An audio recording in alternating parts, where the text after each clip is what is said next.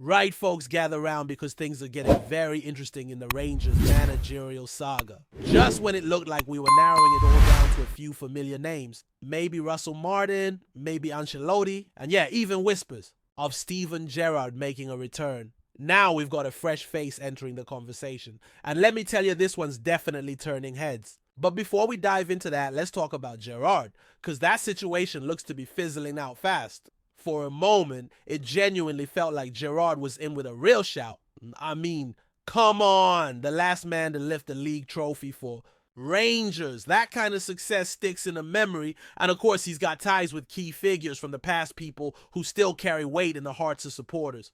But reports are now strongly suggesting he's out of the running. Apparently his family's well settled abroad, and they've got no real desire to move back to the UK right now. And then there's the tax side of things. Let's not pretend that's not a factor. Coming back to the UK would mean a massive tax bill, especially with all the money he earned during his stint in Saudi Arabia. From a practical and personal standpoint, it makes sense why he might not be up for a return right now. Look, I wasn't against the idea of Gerrard coming back. I know some fans were dead set against it, probably because of how things went after the title win. But personally, I'd have welcomed him back. The man knows the club, he knows the pressure, and he knows what it takes to beat Celtic over a full campaign. Not many can say that. Still, it seems like we've got to close that chapter for now.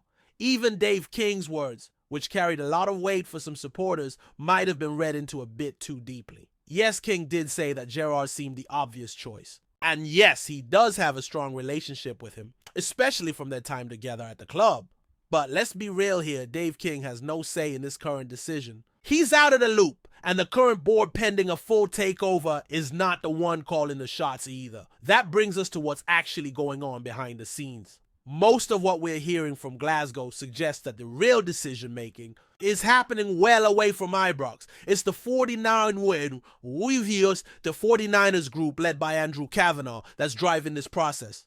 They've taken control of the managerial search and are handling everything. The interviews, the candidate vetting, the whole lot. The current board, the one that's still technically in place, is completely out of the loop. And to be fair, after some of the decisions they've made in the past, it's probably better that way. So who's this new name? A lot of fans hadn't even heard of him until recently, but he's someone who has already been approached about the job in the past. Back when Michael Beale was being considered. That name is Francesco Farioli. He's Italian young, just 36 years old, and was most recently in charge of Ajax. Yes, that Ajax. But his time there was nothing short of a roller coaster. Farioli actually had Ajax flying at one point. They were top of the Eredivisie, a solid 9 points clear, playing some eye-catching football both domestically and in the Europa League. Everything was looking up. But then the wheels came off. Reports suggest that things went sour between him and the Ajax board, leading to instability in the dressing room and a collapse in form. PSV ended up overtaking them and taking the title, and Ajax completely lost their way in Europe. Now, despite the poor ending, there's still a lot of respect for what Farioli brought to the table during his time there. He's seen as one of the most promising young coaches in Europe. And just like many modern managers, he doesn't have a big playing career behind him. His senior playing days were limited to a lower league side in Italy called Margine Copera between 2007 and 2008, and he never made it big. What he did do, however, was study philosophy and sports science at the University of Florence. He started out as a goalkeeping coach at Margine Copera, the same club where he once played. It's a humble beginning, but it set the foundation for the path he's on now. After that, his coaching journey took him across multiple roles and countries. He worked in Qatar with the Aspire Academy and even advised the Italian national team. But the real turning point came when he began working under Roberto De Zerbi. Yes, the same De Zerbi who impressed so many in England with Brighton and later in France with Marseille. Farioli was De Zerbi's goalkeeping coach at Benevento, and then followed him to Sassuolo, staying by his side and learning from one of the sharpest tactical minds in the game. Eventually, Farioli went out on his own, stepping up to be an assistant at Alanyaspor in Turkey before getting his first head coach role at Fatih Karagümrük in 2021. From there, he returned to Alanyaspor as the main man, then moved to Nice in France between 2023 and 2024 before landing the big job at Ajax. And you can actually trace a steady progression in his career through the caliber of clubs he managed and the style of football they played. His numbers tell part of the story. At Karagümrük, he had a win rate of just over 40%. At Elanyaspor, it was slightly higher. Then he moved to Nice and managed a respectable win rate of nearly 45%. But it was at Ajax where things really took off. A win rate north of 64%. Now some might say, well, that's expected. Ajax are one of the dominant forces in the Netherlands, and that's true. But so are Rangers in Scotland. You've got to consider that context. Just like Ajax are expected to be up there battling with PSV, and Feyenoord Rangers are constantly up against Celtic for domestic dominance. So in terms of comparable environments, it kind of makes sense. During his time at Nice, Farioli led them to a 5th place finish in League One. Earning a Europa League spot for a club like Nice, which doesn't always have the financial muscle of PSG or even Marseille or Monaco. That's not a bad achievement at all. They had a brief spell where they challenged PSG for the top spot, but without the funds to strengthen. They naturally fell away. But here's where it gets really intriguing. His style of football. Farioli is a disciple of De Zerbi, but he's not just a copycat. He's got his own tweaks, his own flavor. His teams play a possession-based game, building from the back, controlling the tempo, and attacking with pace and intent. He emphasizes short, sharp passing sequences, dominates the midfield, and looks to pull defenses apart with quick movement. It's all very central at first, but he creates overloads on the wings to exploit space. His approach to attacking involves getting numbers into the box and generating chaos in the final third. Exactly the kind of aggressive, fluid football that Rangers have been crying out for. And defensively, he's no slouch either. When he needs to be more conservative, his teams are compact, closing down the central channels and forcing the opposition out wide. They're also set up to spring a high press the moment possession is lost. Again, a far cry from some of the passive displays we've seen from Rangers in the recent past. So we're looking at a young, intelligent, modern coach who's worked his way up through serious football education and experienced someone with a clear identity and track record of improving clubs. Sure, the Ajax implosion raises some eyebrows. And rightly so. That kind of fallout is a red flag. But then again, if he had lifted the title with them and ended the season on a high, we probably wouldn't even be having this conversation. He'd be snapped up by a bigger fish already. And let's be honest, this name didn't just appear from thin air. There's a method to all of this. Whether people like it or not, Rangers are currently in a transitional phase. We're 24 days away from preseason kicking off, and there's still no official word. That's understandably frustrating for a lot of fans. People want clarity, they want progress, they want to feel like there's a plan. Some will say it's unacceptable how long this is taking, that the club should have moved faster, especially knowing for weeks that Barry Ferguson wasn't going to be the long-term answer. But there's another side to it too. Maybe, just maybe, they're doing things properly this time. Taking their time, checking every detail, making sure the next appointment is the right one. Not just a safe pair of hands, not just a big name, but someone with vision, with tactical nous, with the ability to implement a real footballing philosophy at Ibrox. And if that's the case, then maybe a little patience is justified. Of course, we've got the added complication of the takeover. If reports are to be believed, everything from the managerial interviews to final selection is now being handled outside the club structure. It's Andrew Kavanagh, Greta Steinson, Kevin Thelwell. These are the names pulling the strings now. And it's worth remembering Kevin Thelwell only just finished his season with Everton. So if he's part of the decision-making group, things may have only recently accelerated. With all that in mind, we might not get an official announcement until the takeover is fully signed off, which some are saying could be mid-June.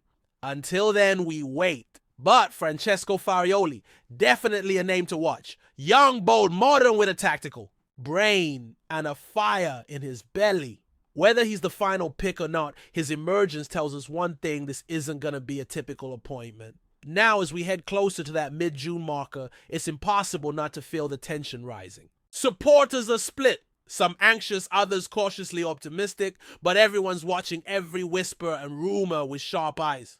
Farioli's sudden appearance in the mix has added a twist that nobody quite expected. And it's got people talking because this isn't your typical safe choice name. This is someone who represents something different. A break from the recent past. And a signal that maybe, just maybe, the club is ready to start thinking outside the box. And let's not kid ourselves here, it might be exactly what Rangers need. The last few appointments have felt like short-term fixes trying to recapture old glory with familiar approaches. But football is moving fast, and the clubs who succeed are the ones who embrace the future. Farioli represents that next step. He's young, he's tactically sharp, and he's been immersed in modern football culture through and through. He's worked with academies, he's developed players, he's dealt with top European leagues, and he's handled pressure situations in clubs with expectation. That matters because stepping into Ibrox isn't just about tactics. It's about managing the weight of history, the intensity of the rivalry, and the demand to win every single week. Of course, questions remain. Can someone with no real connection to the British game come in and handle the unique nature of Scottish football? Can he adapt quickly enough to the expectations? Can he cope with the pace, the pressure, the scrutiny? Those are fair doubts. But maybe that's why this process is taking time. Maybe the people in charge are doing their homework, making sure that whoever takes over knows exactly what they're walking into. And if Farioli is being seriously considered, it tells us something about the kind of football the club might be aiming to play going forward. There's a growing feeling that Rangers want more than just results. They want identity. They want a style. They want a team that excites, that dominates the ball, that plays with energy and conviction. And for all the frustrations fans have right now, the idea of building something more long-term, something with a clear direction is appealing. It has to be. The days of chopping and changing without a plan can't go on. So as we wait for that final decision, it feels like we're at a bit of a crossroads. The next move has to be the right one. Not just to win the next Old Firm, but to take this club back to where it belongs, consistently competing, not just surviving. Whether it's Farioli or someone else, the message from the fan base is loud and clear this time. Get it right. Before we continue, make sure to subscribe to our channel and turn on notifications to get all the exclusive news about Rangers FC. Don't overlook any details about your beloved team. It's crucial for Rangers FC.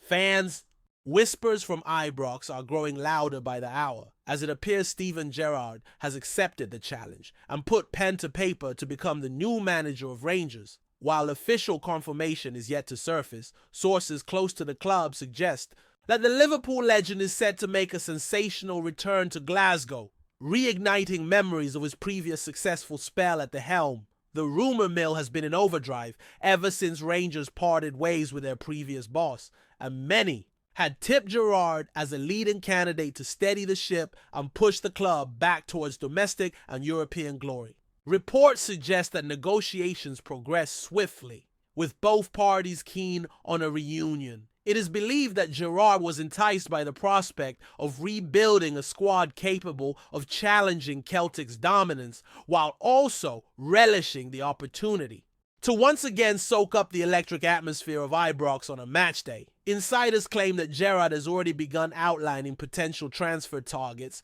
and assembling a trusted backroom staff to accompany him in this new chapter. If true, it would mark a bold statement of intent from Rangers board, signaling their determination to return to the summit of Scottish football and make their presence felt on the European stage. While no official statement has been released by the club, fans have taken to social media in droves, expressing a mix of excitement and cautious optimism. Some supporters view Gerrard's possible return as the spark needed to reignite their title ambitions, recalling fondly the day he led Rangers to their 55th league title, halting Celtic's historic run. For now, it remains a tantalizing possibility.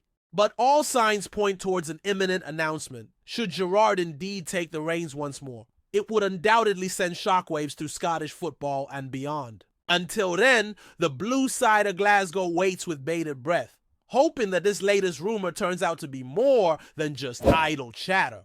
Greetings, fans, man. Make sure to hit that like button and subscribe to the channel, as it's greatly appreciated by Rangers FC. And don't forget to share your thoughts on the news in the comments section below. Until the next video, stay tuned.